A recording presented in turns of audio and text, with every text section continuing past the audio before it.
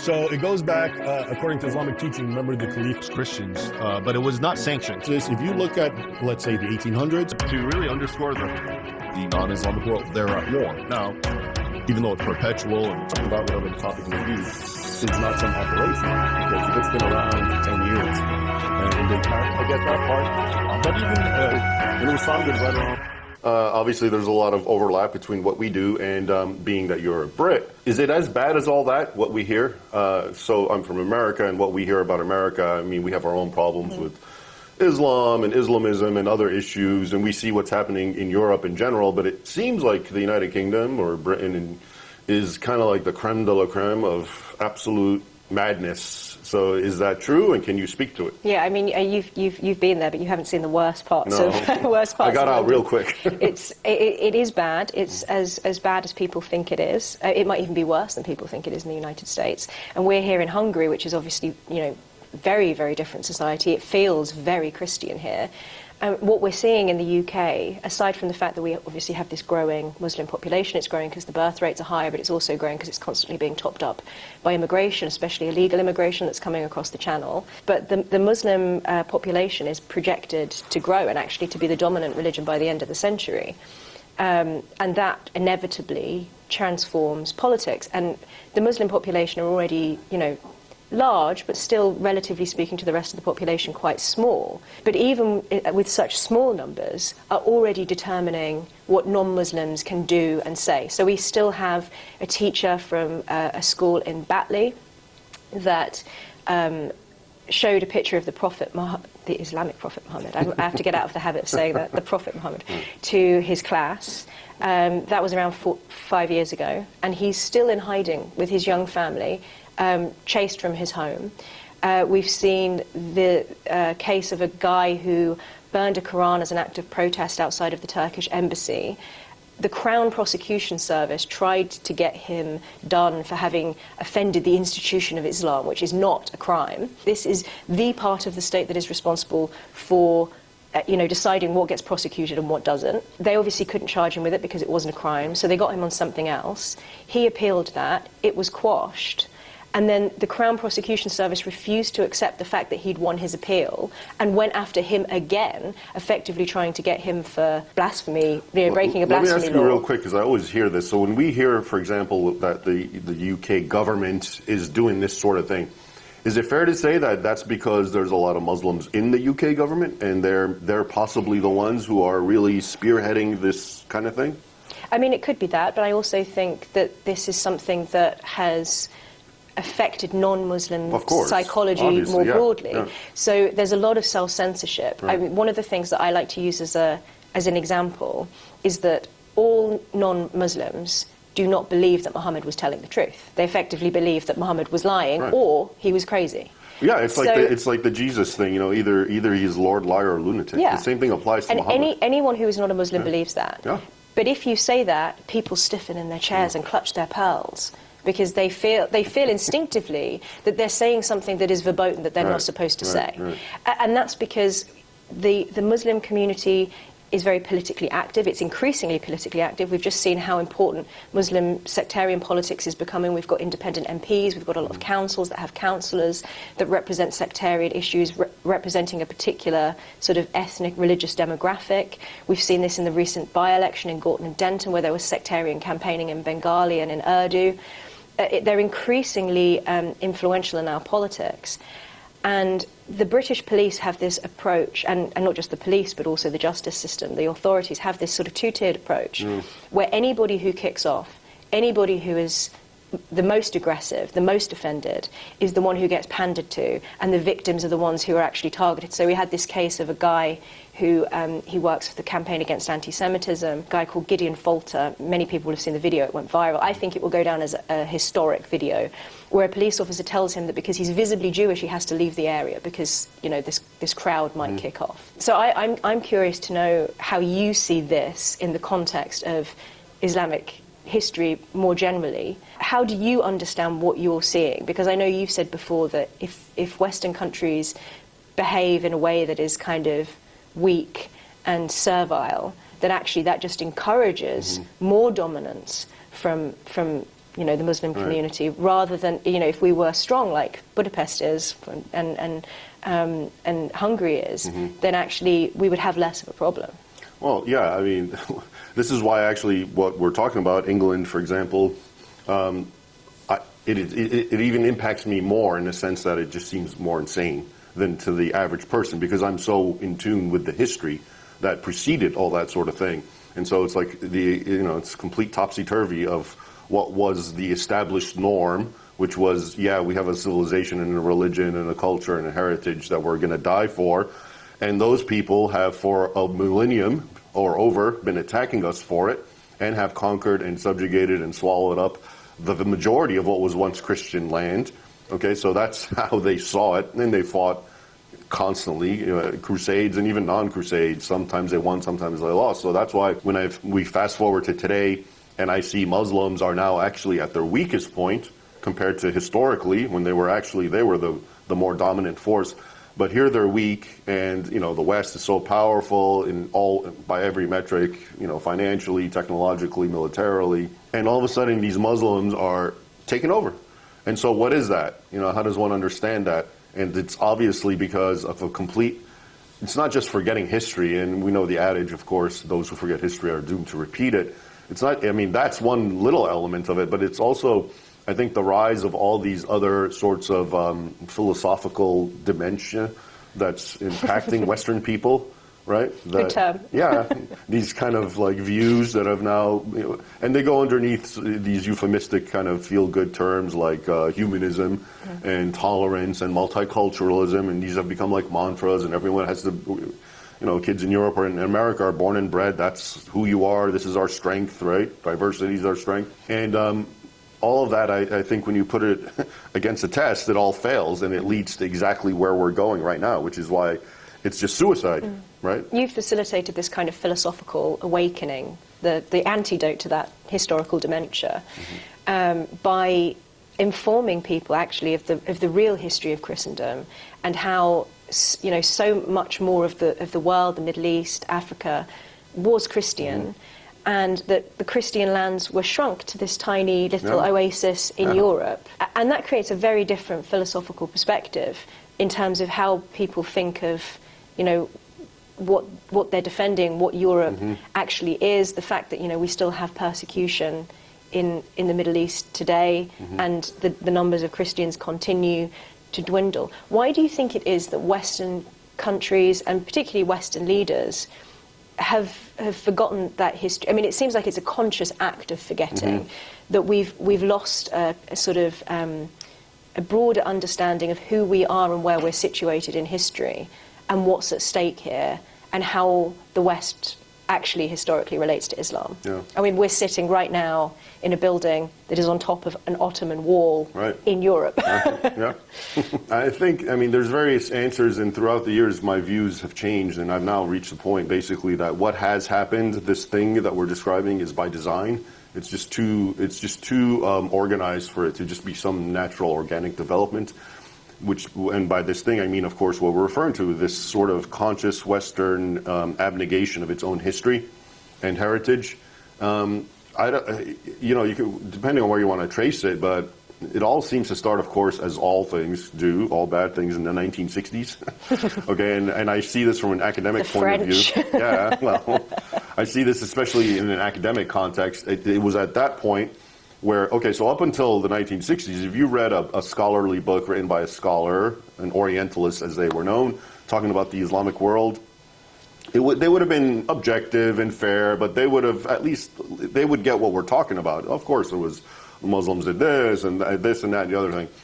After the 60s, and one of the most pivotal works is by Edward Said. He's a Columbia professor, deceased now. And I think his book was called Orientalism. And the gist of it was basically that everything that the West says about the Islamic world is made up. And it's just, they made it up to demonize them so they can control and justify controlling them. Okay, and so that just took over for that particular field of studies, the East and Islam in general. But it's gone now to the point where, we can say that's some sort of problem from an intellectual academic pursuit. But it's everywhere you look around. It's manifests itself. This phenomenon manifests itself in all sorts of different ways, And in short, what is it? It's just a hatred of the West by Westerners, okay, to just hate their history, hate their heritage, hate their culture, hate their religion, and then and are forced to see everyone else as a victim. So what I was telling you, that's actually that's the beginning, which is actually innocuous compared to where it went. Where it went is now when they do talk about history, they actually give you the exact opposite. So you might have heard a quote I often use from John Esposito, a professor from Georgetown University, who was the editor of the Oxford Encyclopedia of Islam. All right, so he's definitely a force to be reckoned with, supposedly. And he has this sentence where he says, 5 centuries of peaceful coexistence elapsed between Muslims and Christians before the First Crusade came and ruined all of it and made Muslims, hate Christians. Of course, those 5 centuries is when Muslims conquered 3/4 of the Christian world, burned churches, enslaved thousands of Christians, slaughtered thousands, okay? So this is what I mean. The history has not just been ignored, it's been rewritten to make the victims, in this case Christians, look like the aggressors and the actual aggressors as victims. What do you think of the way that this is all being sort of reframed? Because in the UK particularly, there's a lot more talk now of, understanding what's going on as colonialism, as settler colonialism, lots of language of invasion. I know you said it's not really an invasion because we're welcoming these people in. It's an invitation. How do you think it should actually be conceptualized? What's happening in the UK? In the UK. But I mean across Europe as well. It's not just the UK. Well, the colonial thing, again, that's out of context. Again, most people think when they talk about history in Islam in Europe, it starts with the colonial era, as if right before that Muslims were living peacefully there. Actually, at the time in the colonial era, to those European powers, many of whom were secular, like Napoleon, but others actually saw it as the continuation of the Crusades when they were going into these Muslim nations. One of them, I forget his name, but he went up to Saladin's tomb and supposedly kicked it and said, "We're back." Yeah, he was a Frenchman because the Franks were kicked out eventually. So obviously, Chad move. Yeah, very Chad. So there was that living memory going on for a long time. But now colonialism is, oh, well, you did this to us, so now you owe us. And I guess that's why England is full of Pakistanis. And Do Muslims see it differently? So how do they see what's going on here? Oh, well, so Muslims will play that card, which is, oh, you're a stupid European and you think you owe me because of your crimes. Yes, I agree. You made this point about Al-Qaeda, that when you looked at the sources, they were saying one thing to... So on the one hand, they will, of course, say you're right, because it's good for them. On the other hand, well, they think you're a complete insane, okay, but they also dislike you, not you per se, but I'm just saying not Europeans or infidels. Yes, me personally. You, actually, yeah, you especially. But, so the Muslims, if you look at Al-Qaeda, for example, but, okay, so after Al-Qaeda we had ISIS.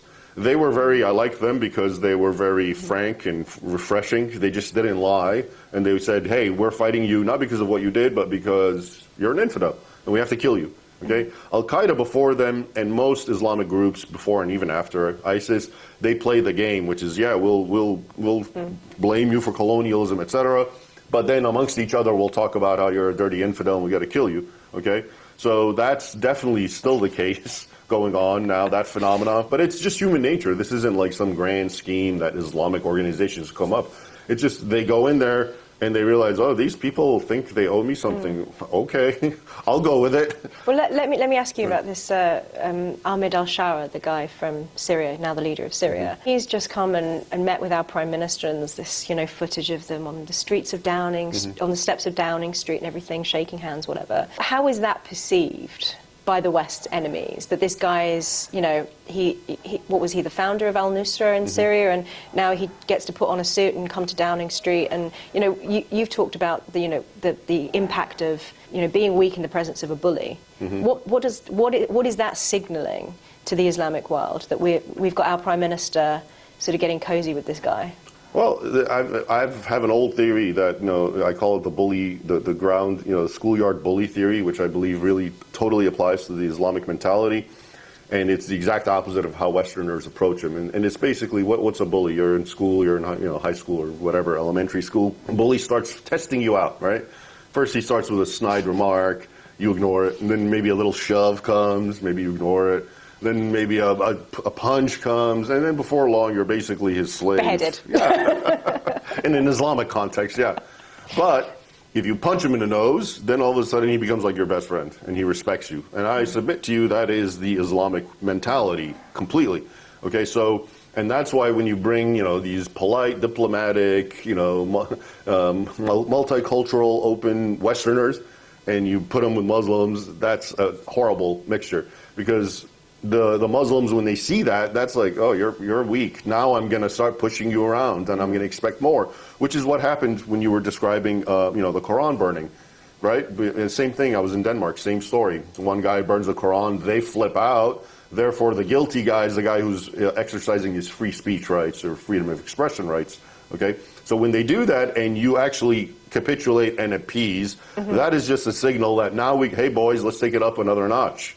Okay. Yeah, you see it over time when it's like the Danish cartoon affair, Charlie Hebdo. Every single time that the West kowtows to the demands of either external, Muslim leaders, because they kicked off all around the world and protesting like the Satanic Verses, for example, or if they're kicking off domestically, the state will always bow down until it gets worse and worse and worse. Now in the UK we have talk of introducing this Islamophobia definition. They're now trying to rebrand it as an anti-Muslim hate definition, which, there's been this whole debate about, whether or not you define Islamophobia as a kind of racism. So if you were to, one of the things in the original Islamophobia report in the UK, this all-party parliamentary group put this report together, and the examples that they used of Islamophobic speech, your whole career is Islamophobic, saying that Islam was spread by the sword, saying that Muhammad was a paedophile, all of this stuff. He was a paedophile. Your whole thing about the zut, which you need to explain, but I can very easily imagine a situation in the UK where you would get arrested for talking about that, even though you can explain it, but even though it comes from Muslim texts. So how do people in the UK feel about this? What you're describing to me is essentially, okay, we're a people, we have our own laws and customs and cultures and freedoms, and all of a sudden we brought in all these other people who don't have this, and now they're dictating everything, and if we use our traditional historic freedoms, we get in trouble by our government. Is this the way people are registering it in the UK? And if so, what's the solution? Depends on where you are. Is it just despair? There's a lot of despair. There is definitely a lot of despair. I think outside of the kind of urban centres, there's a real sense of dispossession more generally. I think Britain was a very high trust society with a very sort of delicate ecosystem that had emerged. We were a very stable country. It's not like here in Budapest where you have these sort of like waves of history that have been washing over the land and the people. In Britain, it has been, stable as a nation for over 1,000 years. We have this delicate ecosystem that has emerged out of our institutions, our laws, our customs. A lot went unspoken, sort of like quite gentle manners and high trust. And all of that started to wane then in the post-war period. Then you throw in the Muslim period. element. And then the 1990s come and you have all of this mass migration.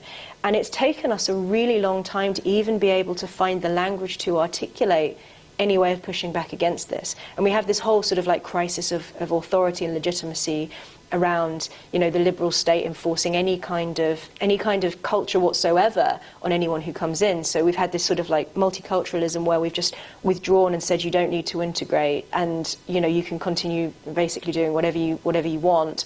And this has been a constant back and forth where the state has just not really been able to get itself out of this position of paralysis and in feeling that it's intolerant to impose anything culturally on anybody who comes to the country, to ask any ask. What do you get out of it then? Imposition. What you as a nation, I'm trying to figure out. I can see all the problems that, let's say, Britain has to deal with. You were telling me how relieved you are in Hungary because you feel like you can take a breath of fresh air. You don't think you're going to get robbed or worse. Okay, so surely there's a an advantage, what are you getting? Some people say, "Oh, we have so many cuisines now, and you can have, That's worth you can it, have right? food from all over That's the worth world." the sacrifice. Is Yeah, that I mean, it? the joke is that we've got the recipe, etc., etc. So we don't need it. But what do we gain from it? I mean, there are Like some. all I see is barriers. I see threats. I Yeah. see people afraid to go a walk at night. I see rapes and grooming gangs. I see high crime.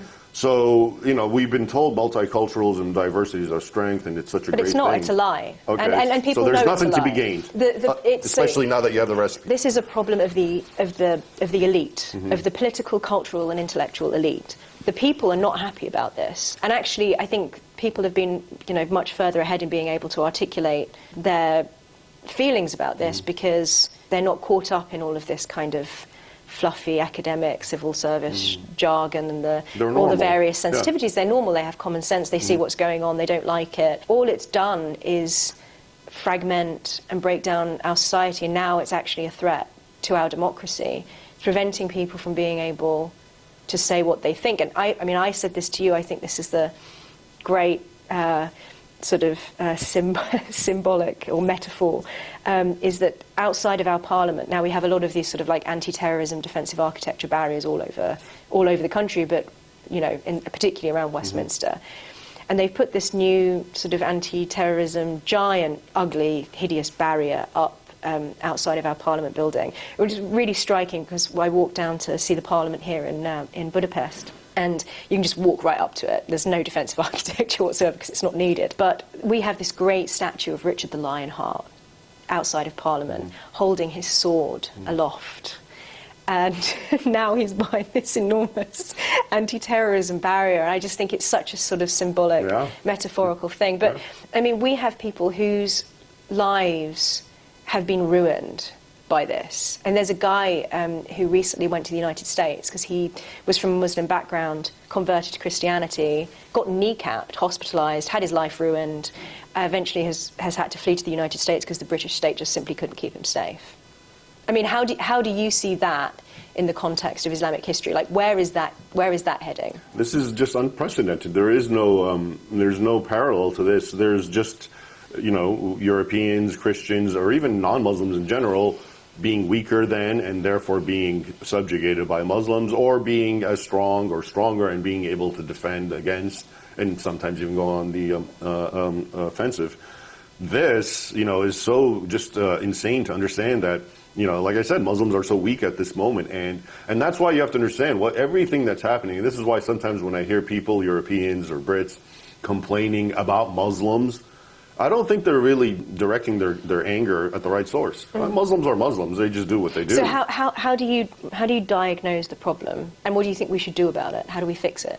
Well, okay, so first and foremost, you have policymakers. Okay, these people are responsible for making policies. You wouldn't think it. Yeah, I know. So obviously, they should be doing their job in accordance with the people's will, right? Which means eliminating, of course, migration. And there's, as you know, there's all this talk about remigration, you know, as suitable, in whatever way this may be suitable. But I think the problem that precedes all this is, of course, intellectual and philosophical, okay, and spiritual. This is why they're paralyzed. They can't do it because they've been compromised. Castrated. Okay? Yeah, castrated. That's a good way to put it. So they can't think these ways. They're just, again, they're caught up. And this is the power of indoctrination when you're a youth. They're caught up in these terms, diversity and multiculturalism, and you know, they've been beaten on the head to be taught that, oh yeah, your ancestors are the worst people, now you owe it to the Muslims. But given the increasing limits on free speech, it's like this sort of python starting to close around us. Is it now or never? Because, like... That's for you to tell me. You're the Brit. You tell me. You know the history. I know the history, but yeah, well, let's put it this way. It's not that it's now or never. It's just that every day that goes by, it's going to get harder. Okay, so it's going to be hard. It's going to be pulling teeth doing this, okay, one way or the other. But it's not the kind. This isn't the thing where if I just look away, it'll get better. It's just going to progressively get worse. You know, Viktor Orban made an interesting observation. Because he was talking again about migration and how, as you know, Hungary doesn't do that, whereas Western Europe. But here's the point. Even if you do now, Western Europe, stop all migration, they're in there. That's it. You have a homegrown population. What do you do with that? And so that's, again, a reminder of why it's a lot better to deal with a problem from the start, when it's small and simple. All Hungary had to do is put up a fence. Problem over. But you guys, even if you were, say, no more migration starting tomorrow or today, you have the millions of Muslims, and they're procreating at higher birth rates, and they're aggressive, and your politicians and people are, just weak, to put it simply. And no matter what, it's going to get bad before it can get better. But I guess my point is, the longer you wait, the worse it's going to get. So I hear people like Rupert Lowe. I don't know much about UK politics. You can tell me. But he says the sorts of things that I imagine a lot of Brits want to hear. He talks about remigration and so forth. Do you think that's even a possibility? I personally don't think that's possible. I think this is, and I draw parallels with Trump, talking about getting rid of all the millions of migrants, and it can't be done. And Americans are upset and fighting back. And America is more of a conservative nation than Britain, which is already liberal and kind of milk toast. We saw this in the UK. I think it was not last summer, but the summer before, where I think it was social services tried to remove a child from their parents or something like that. And it kicked off. It really kicked off. I think they were like burning buses and stuff, and there was just a riot. And that was just over this one small issue. If you went into, sure, we could try and deport all illegal migrants, and I absolutely think we should, and we shouldn't be giving citizenship to anyone who comes into the country illegally. Anyone who comes over on a small boat from France should never be allowed to stay in the country. They should be instantly deported. Yeah. We should be, finding all of the people who have come here illegally, even if they're trying to claim asylum and they've come across the channel, just deport. But to go in and actively try to take people from within some, because we already have negotiated policing, right? This is a point that David Betts has made, the academic who is an expert in civil war. He's already saying, we've gone past the tipping point. The fragmentation of our society, the sort of burgeoning sectarianism is already so bad. We're heading down this route. You see certain communities where the police they don't have to, but they do go in and sort of gently, how would you like us to police you? There was some footage that was released during some of these big protests where a police officer was recorded saying to a community could they just please go and deposit their weapons at the mosque? So this is the kind of policing situation that we're dealing with, and it's not getting better over time because the police are actually aggravating the situation. And if anything, they're kind of aiding and abetting the Islamists, anyone in the Muslim community who wants to, murder someone for burning a Quran. There was a guy who burned a Quran, and then the police released his name and address and effectively doxed the guy. So the police and the justice system are not on the side of the British public. And I don't know how we've gotten ourselves into this situation. I know, the English have a reputation for being very polite, but we just continuously back off and cede territory, cede ground for no good reason, and it's constantly to our detriment. So the message that we've actually started sending, not just to Muslims, but actually to the majority population, is that if you want to get your way, the solution is violence. It goes back to your point about the bullying. You're sending the message to people that they can do whatever they like, they can walk all over you, and you'll just give them whatever they want. And actually, in the broader context, I think you see that with Keir Starmer's approach, even to what's been going on with Trump and Iran, that he sends this message to the rest of the world that Britain is just a sitting duck.